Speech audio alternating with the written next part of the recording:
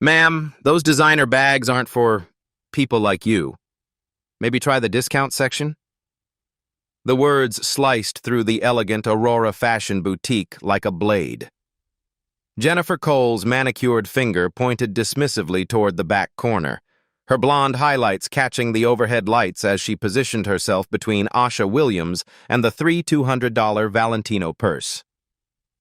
Asha stood perfectly still, her tailored charcoal blazer speaking quiet sophistication. Her dark eyes remained steady as Jennifer's gaze swept over her like she was cataloging defects. "I'm sorry?" Asha's voice was silk over steel. Jennifer's smile turned plastic. "These pieces require a certain clientele." She physically moved the handbag display from Asha's reach, the gesture deliberate and humiliating. One elderly customer looked appalled, but Jennifer's confidence never wavered. Have you ever been judged by someone who had no idea they were speaking to their own boss? 2:30 p.m. Store closes at 5 o'clock p.m. Asha stepped closer to the display case, her movements deliberate. "I'd like to see Valentino, please." Jennifer's eyebrows arched in theatrical surprise. "Oh, we only show those to VIP members first. Do you have a membership card?" "No, but I'm prepared to pay cash." Jennifer's tone dripped condescension. "We don't accept cash for our premium pieces. Store policy."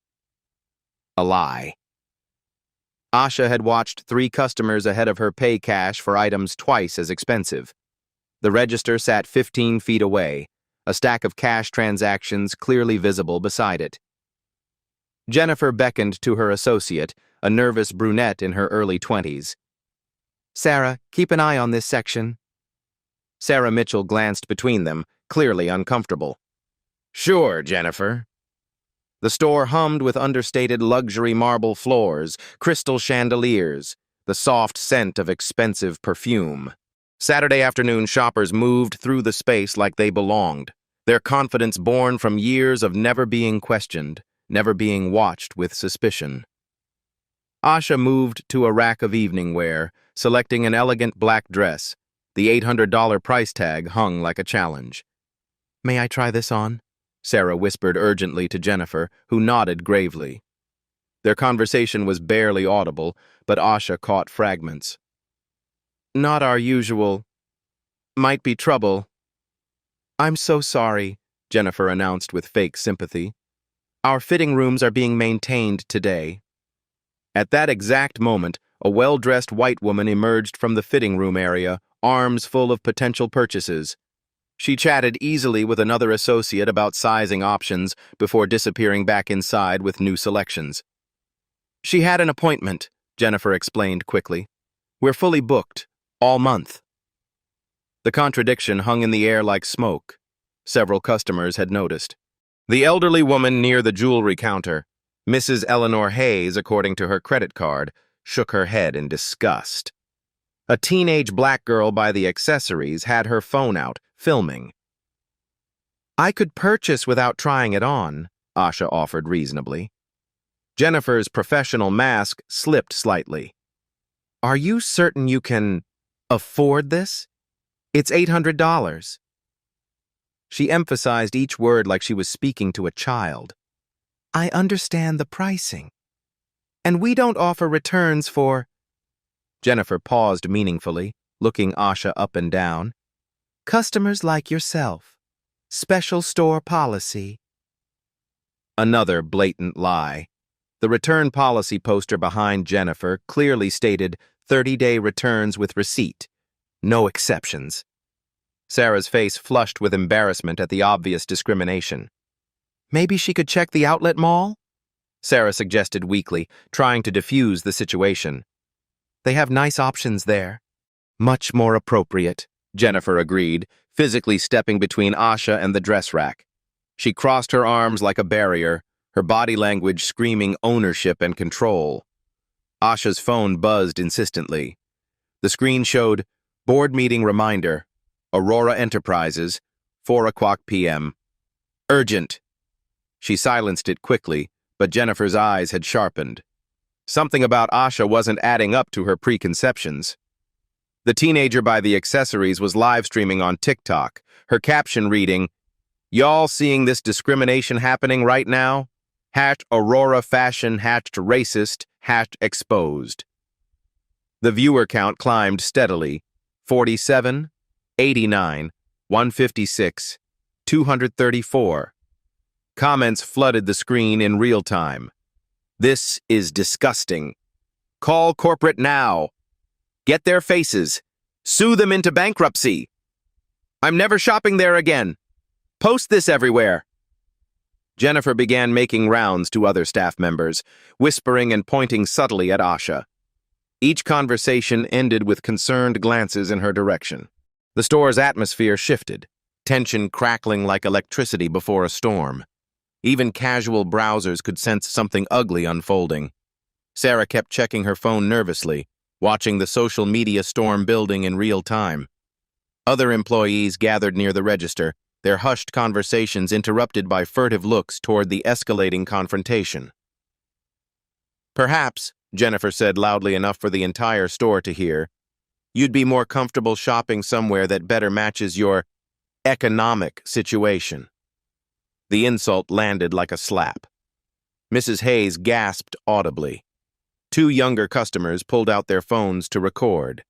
The teenager's viewer count spiked past 400. Asha's Hermes wallet was briefly visible as she adjusted her purse, a detail worth more than most people's monthly rent. A first-class boarding pass from New York peeked from her jacket pocket. Her manicured nails and flawless makeup spoke of resources Jennifer couldn't imagine. But prejudice, Asha knew from experience, had a way of blinding people to inconvenient truths.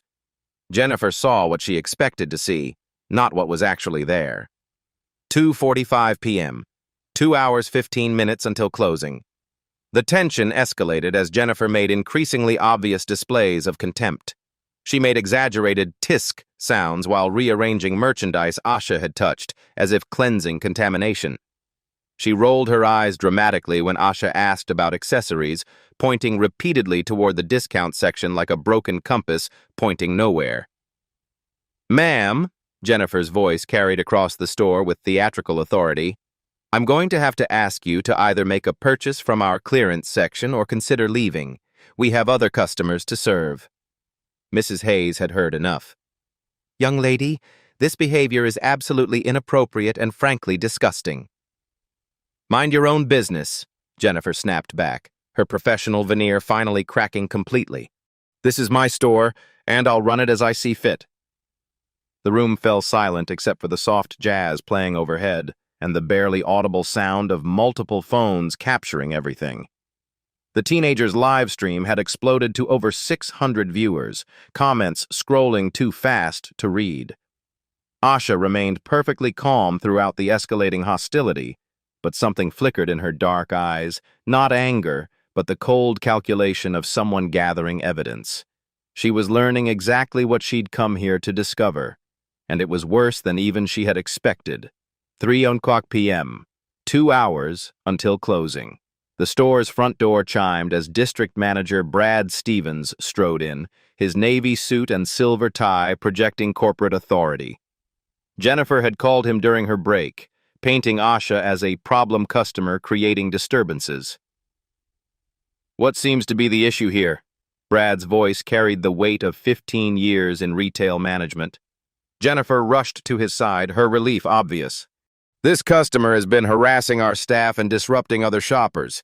She's demanding to see merchandise she clearly can't afford." Brad's eyes swept over Asha with practiced assessment.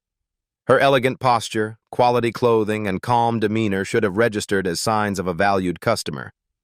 Instead, he saw what Jennifer wanted him to see. "Ma'am, this is a high-end boutique. We cater to a very specific clientele."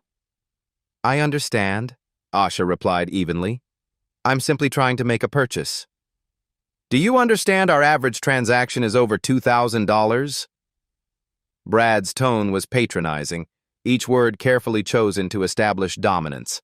The teenage girl's live stream had exploded to 2,000 viewers. Comments poured in faster than she could read. Boycott Aurora. This is 2025, not 1955. Get their names. Call the news. Fashion blogger Zara Lane, with her 50,000 local followers, had already shared the stream with the caption, "Live discrimination happening at Aurora Fashion on 5th Street. This is absolutely unacceptable." Brad pulled out his phone, scrolling through the notifications flooding Aurora's corporate social media. His confidence wavered slightly as he saw the damage accumulating in real time. Maybe she should start with accessories under $50? Jennifer suggested loudly, ensuring nearby customers could hear the insult. Sarah looked mortified. Jennifer, maybe you should focus on your own work. Jennifer cut her off sharply. Mrs. Hayes had moved closer, her disgust obvious. I've been shopping here for 20 years, and I've never seen such appalling behavior. Ma'am, please don't interfere, Brad warned, but his authority was already cracking under the weight of public scrutiny. Asha's phone buzzed again. The screen showed 3 missed calls from corporate legal and a text message. Emergency board meeting moved to 4 p.m. PR crisis brewing. Need you ASAP. She glanced at the message, her expression unreadable, then looked directly at the teenager filming. Keep recording, she said quietly. This is very important. 3:15 p.m., 1 hour 45 minutes until closing. Brad made his next mistake by doubling down. We have a payment plan system, but it requires credit checks and employment verification. I'm paying cash, Asha repeated. For our premium items, we need additional security measures. Credit card deposits, ID verification, proof of income. Brad was improvising policies that didn't exist, each requirement more ridiculous than the last. A young couple who'd been browsing quietly stepped forward. Excuse me, the woman said, but we just bought a $3,000 handbag with cash 10 minutes ago. No one asked us for employment verification. Jennifer's face flushed. That's different circumstances. How exactly? The woman pressed. The live stream viewer count hit 5,000. Screenshots were spreading across Twitter, Instagram, and TikTok with hashtags #AuroraRacism and #retail discrimination trending in 3 cities. Corporate customer service was being overwhelmed. The main number had logged 47 complaints in 30 minutes, each caller demanding answers about the viral video. Sarah discreetly showed Jennifer her phone screen displaying the social media explosion. Maybe we should call this off, she whispered urgently. But Jennifer was too deep in her power trip to back down. People like her need to know their place, she hissed back. Brad called over Mike Torres, the store's security guard. Mike, a soft-spoken man in his 40s, approached reluctantly. He'd seen discrimination before and recognized it instantly. Mike, please escort this woman to the exit, Brad ordered. Mike hesitated. Sir, she hasn't done anything wrong. She's just trying to shop. She's disrupting our business, Jennifer interjected. Look at all these people with their phones out. She's creating a scene. She's standing quietly asking to make a purchase, Mike replied. The scene is being created by your treatment of her. The standoff crystallized around race, power, and human dignity. Asha stood at the center, surrounded by staff intent on removing her, while customers formed an impromptu circle of support. 3:30 p.m. Livestream viewers, 8,500. Brad's phone rang. The caller ID showed Aurora's regional vice president, Patricia Moore. His face went pale as he answered. Sir, we have a situation trending on social media involving your district. Patricia's voice was ice cold. I need you to resolve this immediately before it becomes a federal case. Brad stepped away, his conversation urgent and whispered. When he returned, his demeanor had shifted to barely controlled panic. Ma'am, he addressed Asha with forced politeness, perhaps we can work something out. But Jennifer, oblivious to the corporate pressure mounting above her, pushed forward with her final power play. No, she declared. This is my store floor, and I'm asking her to leave. Security cameras are recording everything for our protection. She turned to address the watching customers. Aurora Fashion maintains the highest standards for our shopping experience. We reserve the right to refuse service to anyone who doesn't meet our clientele expectations. The words hung in the air like a confession. 10,000 people were now watching live as Jennifer doubled down on discriminatory policies that violated both corporate standards and federal law. Asha's phone buzzed with another urgent message. Board meeting in 25 minutes. Crisis management team assembled. Your presence required immediately. She looked at the message, then at Jennifer, then at the teenager still streaming to her rapidly growing audience. A small smile played at the corners of her mouth. You have about 3 minutes, she said quietly to Jennifer. 3 minutes for what? Jennifer snapped. To enjoy being the manager of this store. The comment seemed cryptic to everyone except Asha. But something in her tone made Brad's phone ring again, this time with an urgency that made him step outside to take the call. 3:35 p.m. Aurora racism trending in 8 cities. Mrs. Hayes spoke up one final time. Young woman, you should be ashamed of yourself. This lady has conducted herself with perfect dignity while you've behaved like a bigot. How dare you call me? Jennifer began. The truth? Mrs. Hayes interrupted. Because that's exactly what this is. Textbook discrimination, and it's being broadcast to thousands of people. The teenager's stream had broken 12,000 viewers. Local news stations were starting to pick up the story. Aurora Fashion's stock price had begun dropping in after-hours trading as investors caught wind of the brewing scandal. Jennifer made one final mistake. She stepped closer to Asha, her voice dropping to a threatening whisper that the phone microphones barely caught. Next time, shop somewhere more appropriate for your situation. This is a place for people with real money and real class. The insult was captured in perfect audio. 12,000 people heard it live. Screenshots immortalized her expression of smug superiority. Asha nodded slowly, as if filing away every word for future reference. Thank you, she said quietly. That was exactly what I needed to hear. 3:38 p.m. Asha pulled out her phone with deliberate calm, her movements precise as a surgeon's. The store fell silent except for the soft jazz and the barely audible sound of thousands watching through live stream. She dialed a single number. This is Asha Williams. Emergency board meeting. Conference room A. Now. Her voice carried quiet authority that made several customers straighten unconsciously. Jennifer rolled her eyes, assuming it was some desperate bluff to intimidate them with fake corporate connections. Patricia, clear the room. We have a code-red discrimination incident requiring immediate intervention. Asha paused, her dark eyes never leaving Jennifer's face. Yes, it's exactly what we feared. Worse, actually. She ended the call and looked directly at Jennifer. You have about 2 minutes.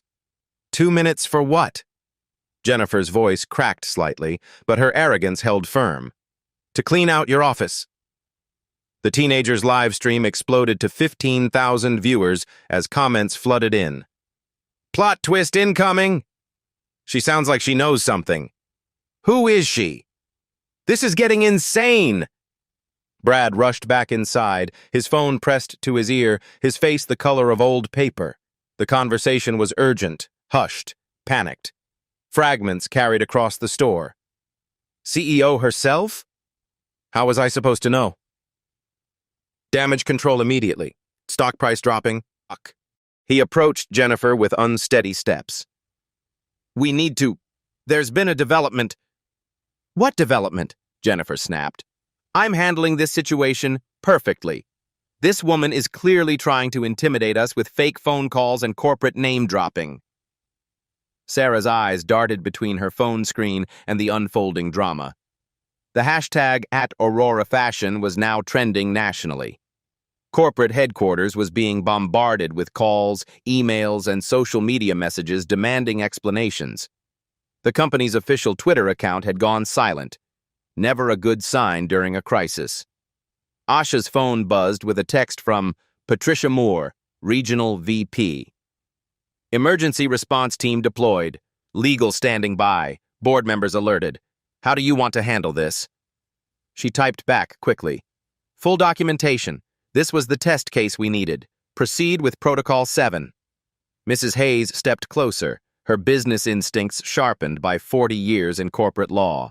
Something about Asha's demeanor, her word choices, her calm confidence in the face of escalating hostility, it all pointed to someone with real power. Excuse me, dear, but are you saying you work for Aurora Fashion? Asha smiled enigmatically. You could say that. 3:40 p.m. Live stream viewers, 18,500. The store's atmosphere had shifted completely. What started as a routine Saturday afternoon shopping experience had transformed into a live-streamed corporate crisis. Customers weren't even pretending to browse anymore. They were gathered around watching history unfold. A mother with 2 teenage daughters pulled out her phone to record. Girls, you're witnessing something important here. Remember this. The live stream comments were moving too fast to read. Someone recorded this for evidence. Jennifer is about to lose everything. I've never seen anything like this. Corporate accountability in real time. Brad's phone rang again. This time he answered on speakerphone, too rattled to think clearly about privacy or protocol. Mr. Stevens, this is Patricia Moore, Regional VP. I need you to listen very carefully. The woman you're attempting to remove from the store is... Jennifer grabbed the phone with desperate aggression. Ms. Moore, this is Jennifer Cole, store manager. I can handle this situation. We have a disruptive customer who's been harassing staff and creating disturbances. She's probably just another scammer trying to... Jennifer, stop talking! Patricia's voice cut through the store like a whip crack. The woman standing in front of you is Asha Williams, the CEO of Aurora Enterprises, the person who signs your paychecks, the person who owns the company, the person whose net worth exceeds the GDP of small countries. The words hit like a physical blow. Jennifer's face went through a spectrum of colors, confusion, disbelief, then growing horror as the reality began penetrating her consciousness. That's not possible, Jennifer whispered, the phone slipping from her nerveless fingers and clattering to the marble floor. The live stream audience erupted in chaos. Comments scrolled in an unreadable blur. She's the CEO! Jennifer is so fired! Karma is real! I'm screaming! Best plot twist ever. Someone call CNN. Sarah backed away from Jennifer like she was radioactive waste. Mike, the security guard, actually smiled for the first time all day, crossing his arms and settling in to watch justice unfold. Other employees began distancing themselves, suddenly remembering every complaint they'd heard about Jennifer's behavior, every racist comment she'd made in the break room. But the revelation wasn't finished. Asha was just getting started. 3:42 p.m. Multiple news outlets picking up the story. Asha stepped forward, her voice carrying across the store with the quiet authority of someone accustomed to boardrooms and billion-dollar decisions. I've been conducting undercover assessments of our retail locations for the past 6 months, she announced, ensuring the live stream captured every word. This store has received 47 discrimination complaints in 18 months. 23 specifically mentioned you, Jennifer. 16 mentioned your management style, Mr. Stevens. Jennifer's legs wobbled like a newborn colt's. She grabbed the counter for support, her acrylic nails scraping against the glass. Today was your final evaluation. A comprehensive test to determine if the complaints were justified, if the patterns were real, if our corporate values were being upheld at the store level. Asha's tone remained calm, professional, and devastating. You exceeded my worst expectations. The teenager behind the camera was practically vibrating with excitement. Y'all, this is the most insane plot twist ever. The CEO was testing them and they failed so bad. This is going to be studied in business schools. Other customers began applauding spontaneously. Mrs. Hayes started a slow clap that spread throughout the store like wildfire. Even shoppers who'd just walked in, sensing the electricity in the air, joined the ovation. Brad stood frozen in place, his career flashing before his eyes in real time. His district included 12 stores. If Asha had been conducting assessments. "How many stores have you visited?" he asked weakly, though he already knew the answer would destroy him. "All of them." Asha's response was a corporate death sentence delivered in silk.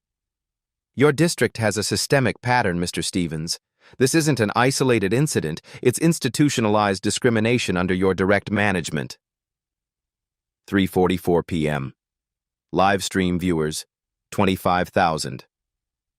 Jennifer found her voice again, desperation making it shrill and panicked. "You can't be the CEO! You're black?" Asha finished quietly, letting the word hang in the air like an accusation. "Yes, I am. I'm also Harvard Business School class of 2003, summa cum laude. Former vice president at Goldman Sachs. Former senior partner at McKinsey & Company. And the person who built Aurora Enterprises from 12 struggling stores to 847 locations across 38 states with annual revenues exceeding $2.4 billion. Each credential hit like a hammer blow to Jennifer's crumbling worldview. The woman she'd spent an hour demeaning and dismissing had accomplished more before breakfast than Jennifer would achieve in a lifetime. "I didn't know," she whispered, the words barely audible. "You didn't care to know. You saw my skin color and decided I didn't deserve basic human dignity, common courtesy, or the simple respect due to any customer." Asha's voice never rose, never wavered, but carried the weight of centuries of similar experiences. You assumed, you discriminated, and you doubled down when challenged by witnesses and evidence. Sarah was filming with her own phone now, documenting the corporate meltdown for her own protection, and probably her TikTok account. The story would be reshared millions of times in the next 24 hours, becoming a case study in corporate accountability and social justice. The front door chimed as Patricia Moore burst through with two other executives and a woman carrying a briefcase clearly marked Aurora Enterprises Legal Department. The cavalry had arrived, but the battle was already over. This was just the cleanup crew. "Ms. Williams?"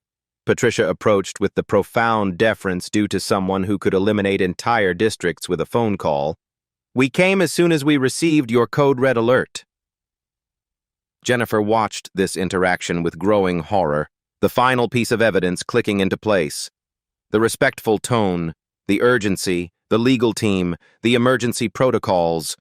It was all devastatingly real. She had just spent an hour systematically destroying her career while being live-streamed to tens of thousands of witnesses across multiple platforms. 3:46 p.m. Trending on Twitter, TikTok, Instagram, and LinkedIn. Asha turned to address the camera directly, knowing her words would reach far beyond this store, this moment, this single incident. "I started Aurora Enterprises because I believed luxury retail could be inclusive. I believed customers should be judged by their character and purchasing power, not their appearance or perceived social status." She paused, letting the weight of the moment settle over the watching thousands.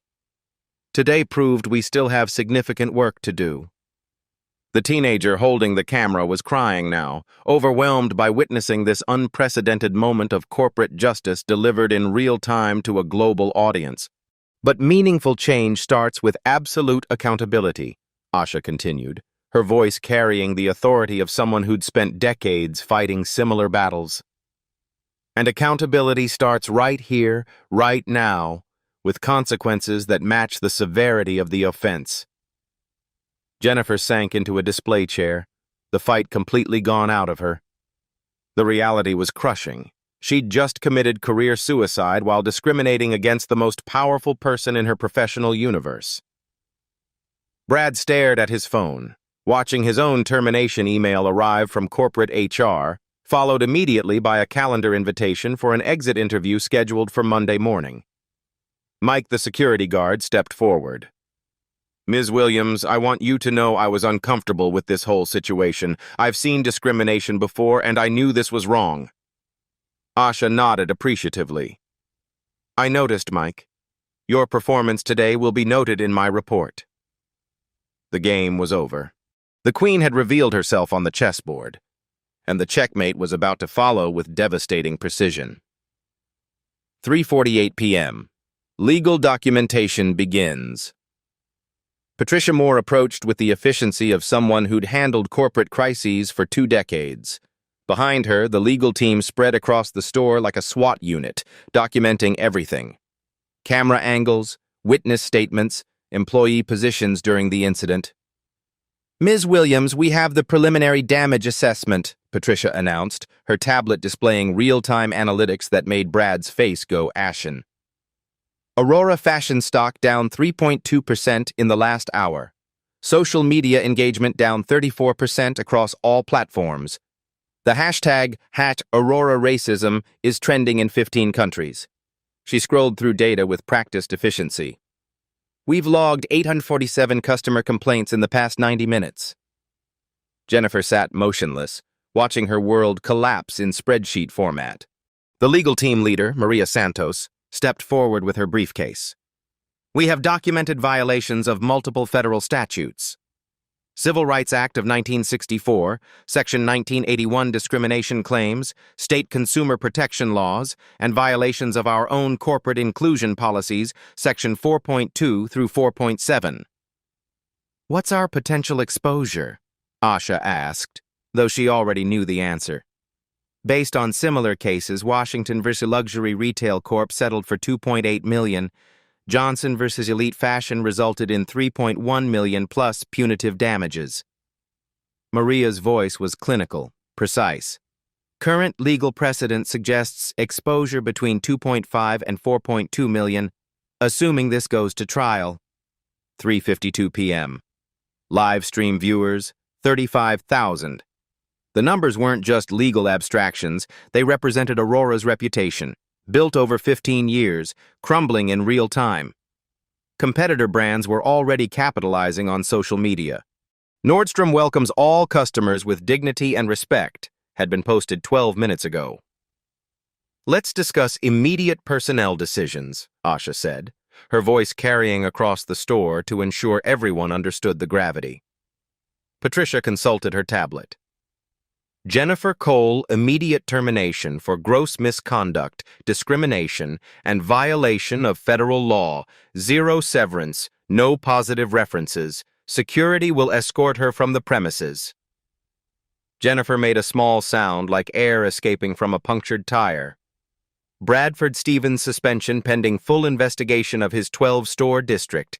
If patterns emerge, termination with cause. Patricia's words were surgical strikes. Preliminary review shows his district accounts for 31% of all discrimination complaints company-wide.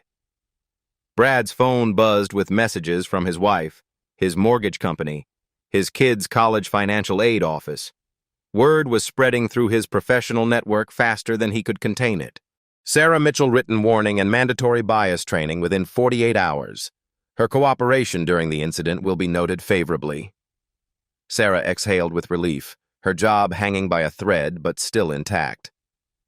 Mike Torres commendation for professional conduct under pressure, salary review, and promotion to senior security supervisor. Mike straightened with pride. Thank you, Ms. Williams. 3:55 p.m. Corporate restructuring announced. Asha addressed the legal team with the authority of someone who'd navigated corporate battlefields for decades. Immediate implementation of Protocol 7. I want comprehensive bias audits of all 847 locations within 60 days. Maria was taking notes rapidly. Anonymous reporting system? Aurora Ally app launches Monday. Any employee or customer can report discrimination incidents directly to my office. Bypass all local management. Asha's voice carried the weight of systematic change. Response time guaranteed under 4 hours. The teenager's live stream had become accidental documentary footage of corporate accountability in action. Comments flooded in. This is how you handle racism. CEO accountability goals. Why don't all companies do this? Patricia pulled up financial projections. The diversity training program will cost approximately $2.1 million across all locations. New hiring requirements management teams must reflect community demographics within 6 months. Estimated implementation cost, $800,000. Approved, Asha said without hesitation. What's our timeline for restoring brand confidence? Conservative estimate 6 to 8 months with aggressive transparency campaigns. We'll need quarterly public reports on discrimination complaints, resolution outcomes, and demographic hiring data. 4:00 p.m. Emergency board meeting via video conference. A tablet was positioned so board members could witness the aftermath firsthand. Asha addressed them with the calm competence that had built Aurora into a retail empire. Board members, what you've witnessed today represents both our greatest failure and our greatest opportunity. We can emerge from this crisis as the retail industry leader in inclusive customer service. Board member Dr. Michelle Roberts appeared on screen. Asha, the financial exposure is significant, but the reputational damage could be catastrophic. How do we prevent this from destroying 15 years of brand building? By owning our mistakes completely, Asha replied. No corporate doublespeak, no deflection, no minimizing. We discriminated against a customer who happened to be me, and we're implementing immediate, measurable changes. Another board member, James Brooks, joined the conversation. What about legal strategy? Do we settle quickly to minimize publicity? Maria Santos shook her head. Actually, we're not facing a lawsuit.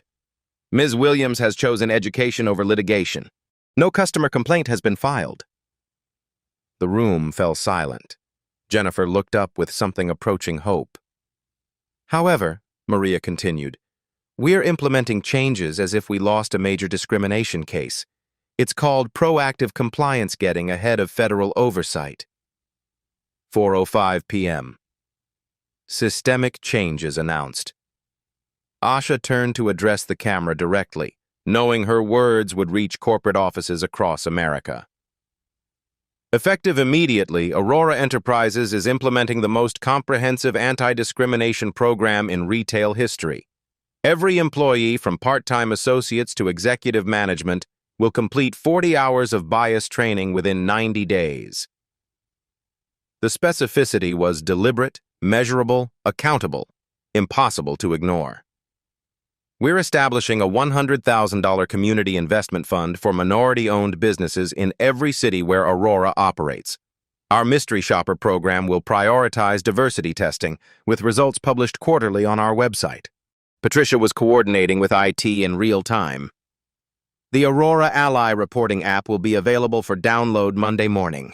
Anonymous, encrypted, with direct escalation to executive leadership.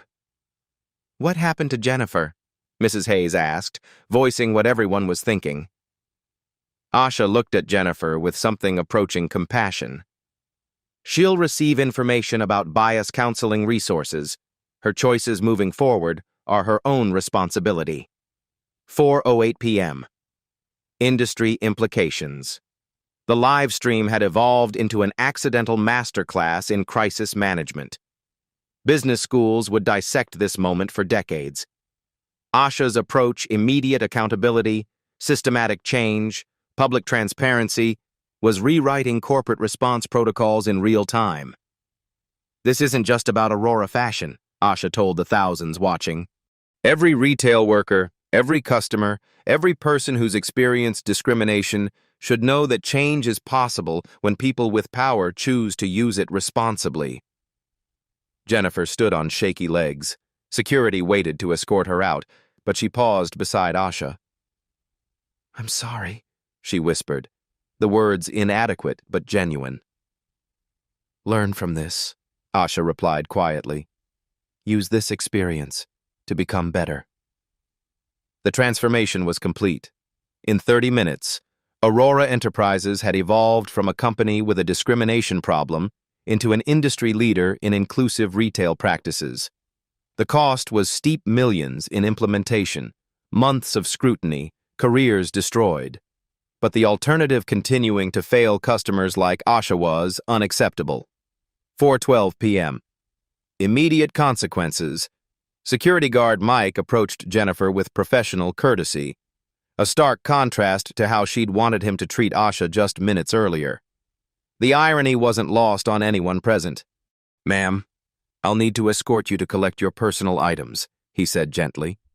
Even in her downfall, he maintained dignity, a lesson in humanity that Jennifer was only beginning to understand.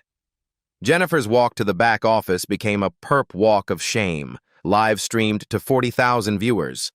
Comments ranged from celebration to sympathy. Karma served cold, mixed with, "I hope she learns from this." Patricia Moore addressed the gathered crowd of customers and employees. Aurora Enterprises takes full responsibility for today's events. We failed our values, our customers, and our community. But failure becomes meaningful only when it drives real change. The statement would be quoted in business journals for years to come. 4:15 p.m. Asha's Law Implementation. Within Aurora's corporate offices, emergency protocols activated like a military operation. The legal department drafted what would become known internally as Asha's Law, a zero-tolerance discrimination policy with teeth. Maria Santos read the key provisions aloud for the livestream audience. Any employee found guilty of discrimination faces immediate termination. No warnings, no second chances, no appeals process. Discrimination is grounds for dismissal, period. The policy went further than federal requirements, establishing Aurora as the most aggressive anti-discrimination employer in retail. Other companies would either follow suit or risk looking complicit by comparison. Mystery shoppers will test for bias monthly at every location, Patricia announced. Results published publicly on our website, broken down by store, region, and demographic outcomes. 4:18 p.m. Sarah's redemption moment. Sarah Mitchell stepped forward, her voice shaking but determined. "Ms. Williams, I want to apologize publicly. I was complicit in what happened today. I knew it was wrong, but I was afraid to speak up." Asha nodded appreciatively. "That's exactly why we're implementing anonymous reporting. Fear shouldn't prevent employees from doing what's right." "I want to do better," Sarah continued. "I want to be part of the solution." "Then you'll lead our first bias training session next week," Asha decided on the spot. Sometimes the best teachers are people who've learned from their mistakes. The gesture sent ripples through social media. Comments shifted from pure anger to recognition of growth opportunities. This is how real change happens, and everyone deserves a chance to learn. 4:20 p.m. Community Impact announced. Mrs. Hayes approached Asha with a business card in hand. "I'm Eleanor Hayes, a retired civil rights attorney. I'd like to volunteer for your community advisory board." "We don't have one yet," Asha admitted. "You do now," Eleanor smiled. "I'll help you build it." The spontaneous community formation was captured live, showing how discrimination incidents could catalyze positive organizing rather than just punishment. "We're establishing quarterly community forums," Asha announced. "Local residents will help us understand how Aurora can better serve diverse neighborhoods."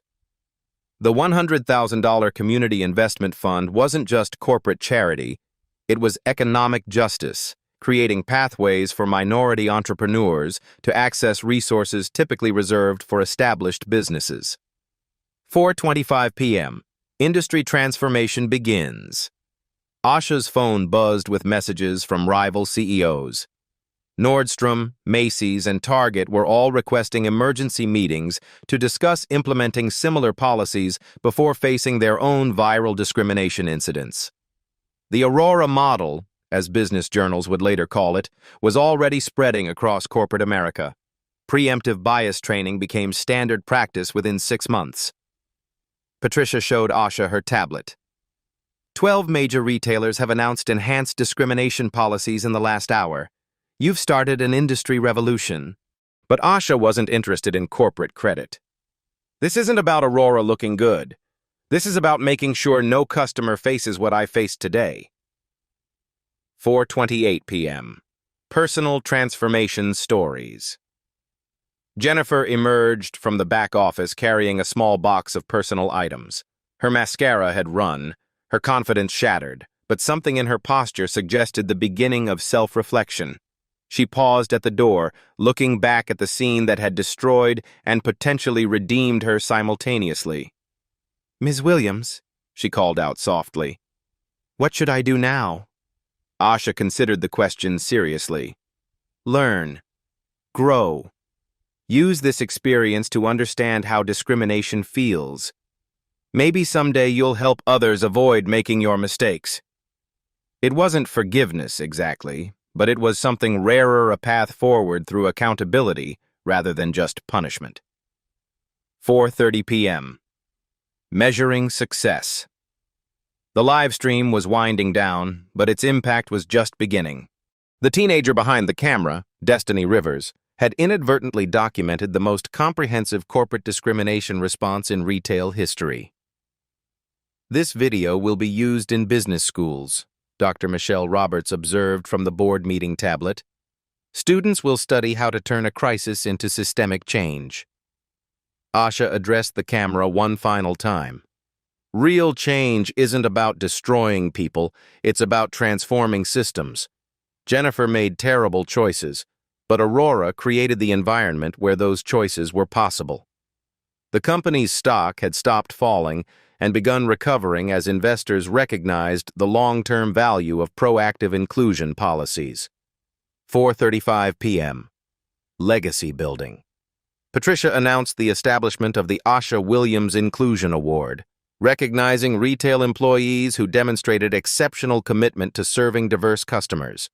The first recipient, she continued, is Mike Torres, for maintaining professional standards and human dignity under pressure. Mike's face lit up with pride. His example would inspire countless retail workers to choose courage over compliance when witnessing discrimination.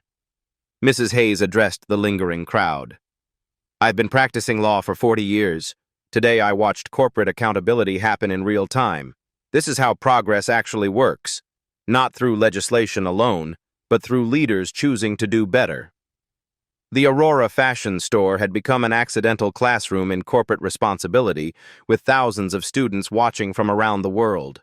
As the immediate crisis transformed into sustainable change, one thing became clear. Asha Williams hadn't just exposed discrimination, she demonstrated how power, when used with wisdom and restraint, could create lasting justice. The real test would come in the months ahead, as policies became practices and promises became measurable outcomes. But today, in this store, change had begun.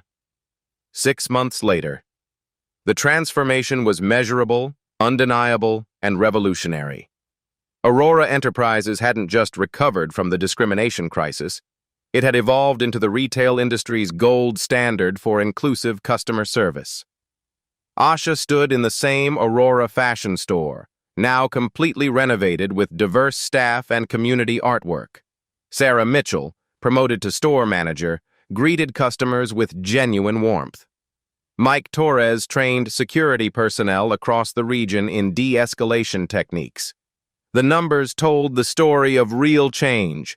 0 discrimination complaints across all 847 Aurora locations for 4 consecutive months. Employee satisfaction scores increased 28% company-wide. Customer diversity up 45% in previously homogeneous markets. The ripple effect across America, Asha's quiet revolution, had sparked an industry transformation. The Aurora model became mandatory study material in business schools. Harvard Business School created a case study titled Leadership Through Crisis, the Asha Williams Approach. Other retailers scrambled to implement similar policies, not from altruism, but from fear of their own viral discrimination incidents. The economic pressure of potential boycotts drove change faster than decades of civil rights advocacy. Destiny Rivers, now 18, had parlayed her viral live stream into a full scholarship studying social justice journalism. Her video remained the most watched corporate accountability moment in social media history, with over 12 million views across platforms. Mrs. Eleanor Hayes chaired Aurora's Community Advisory Board, ensuring customer voices shaped corporate policies. Her legal expertise helped draft anti-discrimination language now used by Fortune 500 companies nationwide. Personal redemption stories. Jennifer Cole's journey proved that even perpetrators of discrimination could find paths to growth. After months of bias counseling, she began speaking at diversity training seminars, sharing her story as a cautionary tale about unconscious prejudice. "I thought I wasn't racist because I didn't use slurs," she told training audiences. "But my actions showed I didn't see black customers as fully human. That's racism, whether I admitted it or not." Her transformation wasn't forgiveness. It was accountability leading to authentic change. Some criticized giving her a platform, but others recognized the power of reformed perpetrators educating potential discriminators. Measuring lasting impact. Aurora's quarterly transparency reports became industry benchmarks. Discrimination complaint data, resolution timelines, and demographic hiring statistics were published publicly, creating unprecedented corporate accountability. The Aurora Ally app processed over 3,000 anonymous reports in its first 6 months, most involving minor bias incidents resolved through education rather than termination. Early intervention prevented major discrimination crises at dozens of locations. Asha's leadership philosophy, transform systems, don't just punish individuals, influenced corporate policies across industries. Tech companies, restaurants, and healthcare systems adopted similar proactive bias prevention programs. Economic justice outcomes. The Community Investment Fund distributed $2.7 million to 147 minority-owned businesses across Aurora's markets. Local economic development flourished as corporate dollars supported previously overlooked entrepreneurs. Aurora's stock price reached all-time highs as consumers rewarded authentic inclusion efforts with increased spending. The business case for diversity wasn't theoretical anymore. It was proven in quarterly earnings reports. The continuing journey, but Asha knew the work was never finished. Discrimination evolved, adapted, found new expressions. Vigilance required constant education, measurement, and accountability. "Perfect inclusion doesn't exist," she told audiences at the National Retail Federation conference. "But the commitment to keep improving, that's what creates lasting change." These Black stories, these real-life stories, these touching stories of transformation prove that individual courage can drive systemic change. When people with power choose justice over comfort, entire industries evolve. Asha Williams didn't just expose discrimination that day. She demonstrated how quiet power, applied with wisdom and persistence, creates louder change than anger or revenge ever could. Your voice matters. Have you experienced discrimination while shopping, dining, or seeking services? Your story has power. Share your experiences in the comments below, not for sympathy, but for solidarity and change. Have you witnessed bias but stayed silent? Tell us what would help you speak up next time. Your growth matters as much as your past inaction. Tag 3 people who need to see this example of grace transforming into systemic change. Share this video if you believe dignity should be standard in every business interaction. When we document discrimination, we create evidence. When we share these life stories, we build movements. When we demand accountability, we force transformation. Subscribe to Black Voices Uncut for more stories of quiet revolutionaries creating loud change. Hit that notification bell, because when we speak truth to power with purpose and strategy, the whole world listens and evolves.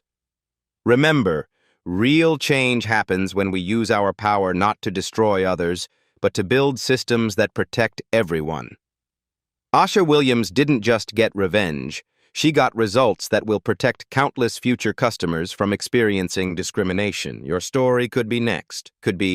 Your voice could spark the change someone desperately needs. What will you do with your power? Reality isn't always easy to hear, but that's exactly why we tell it. At Black Voices Uncut, we go beyond the surface, showing what others won't. If you value unfiltered truth, hit like, comment your perspective, and subscribe. Every voice matters, and every truth deserves to be heard.